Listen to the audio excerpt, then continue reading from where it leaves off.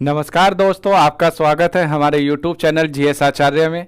जैसा कि आप जानते हैं, हम आपकी तैयारी करवा रहे हैं यूपीएससी तथा अन्य सिविल सर्विस एग्जामिनेशन की दिल्ली मुखर्जी नगर से।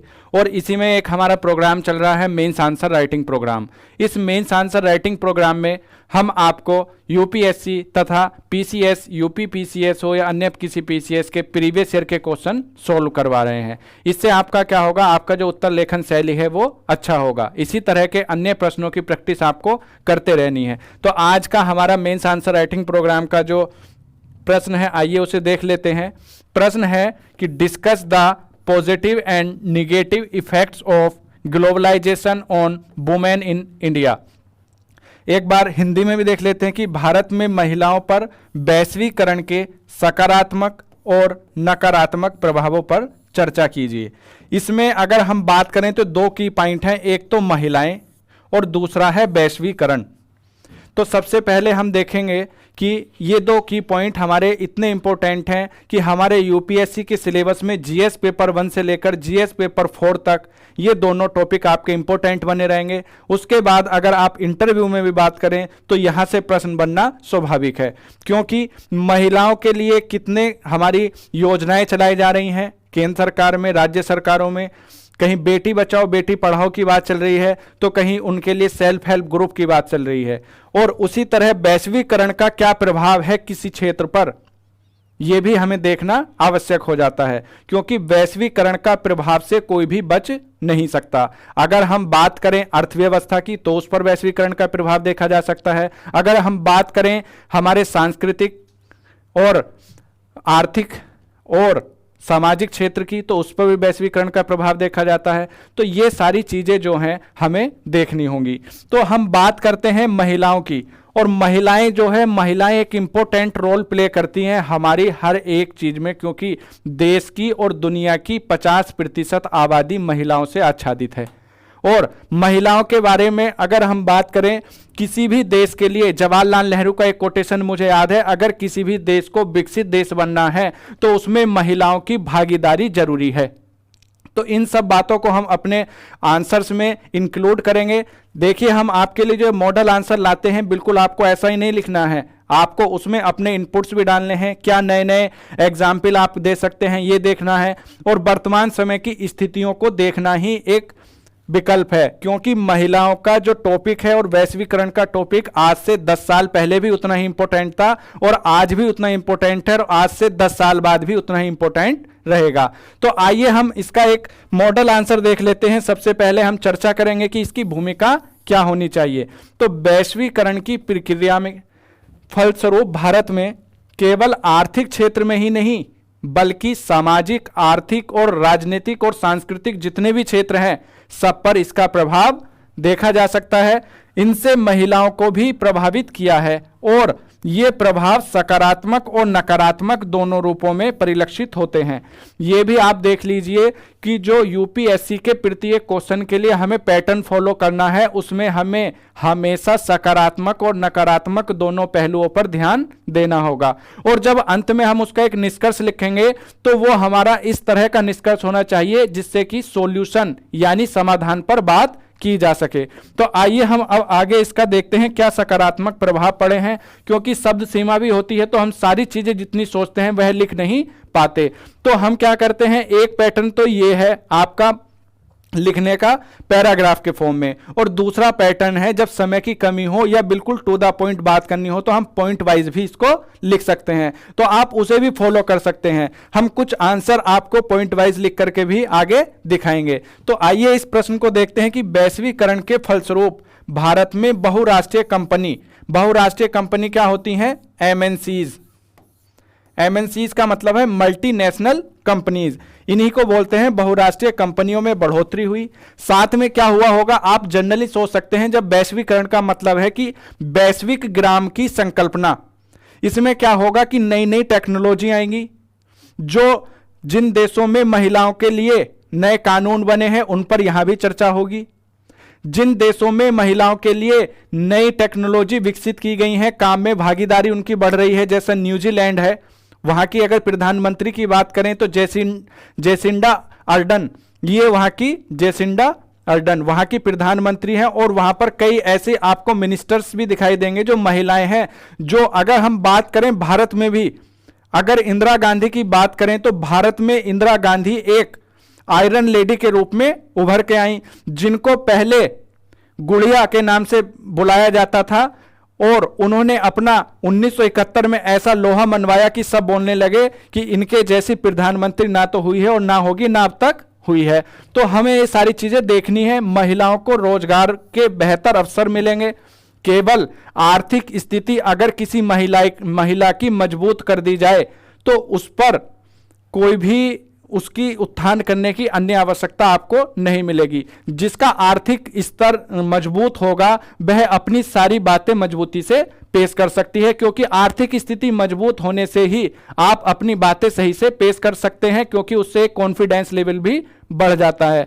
दूसरी अगर हम बात करें, महिलाएं जो घर में काम कर रही हैं उसका उनको कोई वेतन नहीं दिया जाता। यह भी एक बड़ी समस्या है महिलाओं के साथ कि उनका कार्य पूरे दिन का उतने घंटे से ज्यादा है जितना कोई व्यक्ति या कोई पुरुष बाहर जाकर के करता है, और इस कार्य को पूरा करने के बाद भी जैसे कि वो शहंशाह की तरह अपना व्यवहार करते हैं, वह नहीं होना चाहिए। क्योंकि आज के समय में जो हाउस वाइफ है वो आपके 24 घंटे 24 आवर्स का काम आपके लिए कर रही है, लेकिन उसकी वैल्यू नहीं है, उसकी कोई इनकम सोर्स नहीं है, उसको उसी आर्थिक स्थिति के लिए दबाया जाता है, और यह स्थिति बदलने के लिए वैश्वीकरण की एक महत्वपूर्ण भूमिका हो सकती है। तो आइए हम देखते हैं कि इससे क्या होगा। रोजगार के बेहतर अवसर होंगे, अधिक अवसर होंगे, तथा बैंकिंग, शिक्षा, स्वास्थ्य के क्षेत्रों में भी विस्तार होगा। जो महिला आर्थिक रूप से सशक्त होगी वह अपने स्वास्थ्य का भी अच्छे तरह से ध्यान रख सकेगी। बहुत सी महिलाओं में या ग्रामीण क्षेत्रों में देखा होगा कि बहुत सी महिलाओं का जो स्वास्थ्य स्तर कमजोर होने की वजह से उनको जल्दी बहुत सारी बीमारी लग जाती हैं। धुएं से, टीबी जैसी बहुत सी बीमारियों से ग्रसित महिलाओं को भी आपने देखा होगा। तो आगे हम बात करते हैं कि रोजगार के अवसर में बढ़ोतरी हुई। देखिए एक एग्जाम्पल इसमें चंदा कोचर का दिया है। ये एक महिला है और ये आईसीआईसीआई बैंक की सीईओ रही हैं, और इन्होंने बहुत काम किया है, अपना नाम भी कमाया है। अब कई मैगजीनों में इनका नाम भी आया है, लेकिन फिलहाल इनका नाम जो है एक भ्रष्टाचार के मामले में आ रहा है।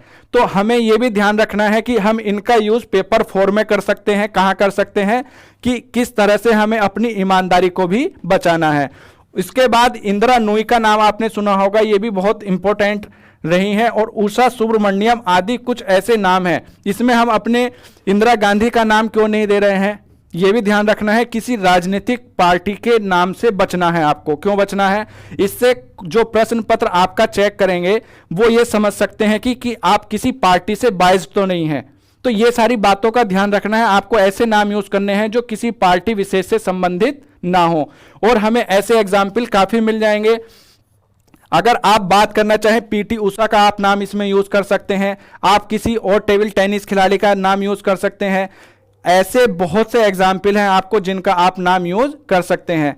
तो अब आगे देखते हैं कि महिलाओं की पहुंच अब तक उच्च स्तरीय पदों पर भी है। इसमें महिलाओं के प्रति रूढ़िवादी सोच में बदलाव भी हो रहा है।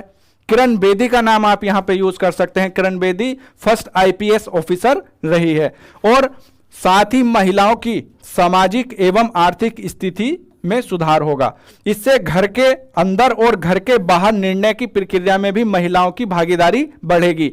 हमारे वर्तमान समय में जो पहली फाइनेंस मिनिस्टर बनी है महिला, वो भी निर्मला सीतारमण जी बनी है, और राष्ट्रीय अध्यक्ष कांग्रेस उसकी जो अध्यक्ष रही अब सब काफी लंबे समय तक सोनिया गांधी। फिलहाल तो बहुत दिनों बाद मल्लिका अर्जुन खड़गे को कांग्रेस का राष्ट्रीय अध्यक्ष बनाया गया है, लेकिन सोनिया गांधी जी ने भी अपनी काफी लंबे समय तक कांग्रेस की राष्ट्रीय अध्यक्षता की। और कांग्रेस इतनी बड़ी पार्टी है और इतनी प्राचीन पार्टी है कि 1985 में उसका गठन किया गया था, जैसा कि आप जानते ही होंगे। और महिलाओं की भागीदारी में बढ़ने के रास्ते मुख्य रूप से शहरी एवं शिक्षित अधिकार संपन्न महिला वर्ग को ही प्राप्त हुए हैं। आइए हम इसके कुछ नकारात्मक प्रभाव भी देख लेते हैं। इतनी देर से हम सकारात्मकता पर बात कर रहे हैं। नकारात्मक प्रभाव ये है कि महिलाओं पर वैश्वीकरण के नकारात्मक प्रभाव देखने को मिले हैं। रोजगार के अवसरों में बढ़ोतरी के साथ महिलाओं पर दोहरा दबाव भी बढ़ा है, क्योंकि ये पुरुष सत्तात्मक समाज है, पितृसत्तात्मक समाज है। यहाँ आप अगर काम करके भी आएंगे घर पर तो खाना किसे बनाना होगा? महिला को ही बनाना होगा। और ये एक प्रकृति का भी एक उनके साथ न्याय कहिए या अन्याय कहिए कि अगर जो कार्य करने हैं वो महिला को ही करने हैं, कुछ ऐसे कार्य बना दिए गए हैं। तो हम उसकी ज़्यादा चर्चा नहीं करेंगे, लेकिन अब ऐसी नौकरी पेशा महिलाओं की संख्या में भी बढ़ोतरी हुई है, जिन्हें बाहर के काम के साथ साथ घर के काम भी करने पड़ते हैं। इसके अतिरिक्त महिलाएं अब तरह तरह के अपराधों के प्रति ज़्यादा सुभेद्य हो गई हैं। और एक विशेष चर्चा मैं ये भी कर लूँगा, कहना तो नहीं चाहिए कि कुछ महिलाएं ये समझती हैं कि अगर हम लड़कों के जैसे अनैतिक कार्य करेंगे तभी हम स्वतंत्र माने जाएंगे। उसको आप समझते होंगे कि अनैतिक कार्य क्या है। जिस कार्य की स्वीकृति आपका समाज ना दे वह अनैतिक कार्य कहलाते हैं, क्योंकि वही कार्य समय और परिस्थिति और देश के हिसाब से नैतिक कार्य के रूप में हो सकता है। ठंडे प्रदेशों में शराब पीना नैतिक हो सकता है, लेकिन अगर जहां पर आपकी सारी सुविधाएं पूरी हो रही हैं और वहां आवश्यकता नहीं है उस कार्य की, तो उसे आप ना करें। यही नैतिक और नैतिक की परिभाषा है। तो आप आगे देखेंगे कि कार्य स्थल पर उत्पीड़न एवं शोषण में वृद्धि भी हुई है। यह हमारे देश का और समाज का एक बड़ा प्रोजेक्ट है जिस पर हमें काम करना होगा कि कार्य स्थल पर जो शोषण होता है महिलाओं के साथ, वो शोषण केवल यौन शोषण की बात नहीं है, उसमें आर्थिक शोषण भी इंक्लूड है। कैसे?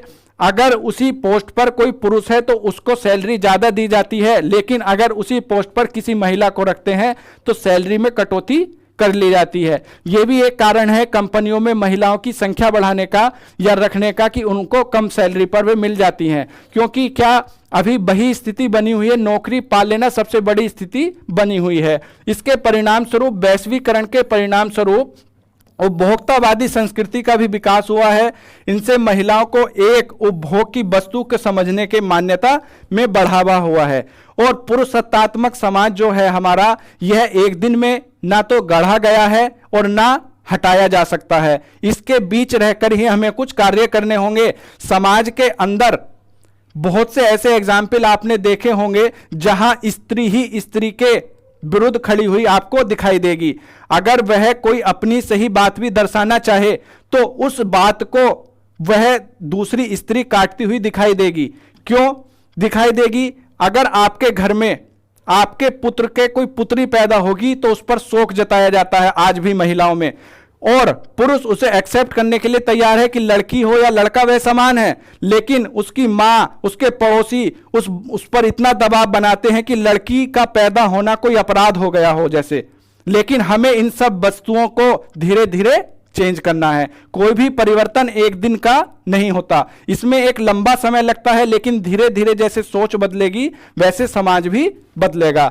आइए हम देखते हैं कि यही नहीं, वैश्वीकरण के फलस्वरूप अंतरराष्ट्रीय प्रतिस्पर्धा के कारण महिलाओं के पारंपरिक रोजगार के अवसरों में भी ह्रास हुआ है। और उदाहरण के लिए पारंपरिक हथकरघा उद्योगों को पावर लूमों ने तगड़ी स्पर्धा का सामना करना पड़ा है।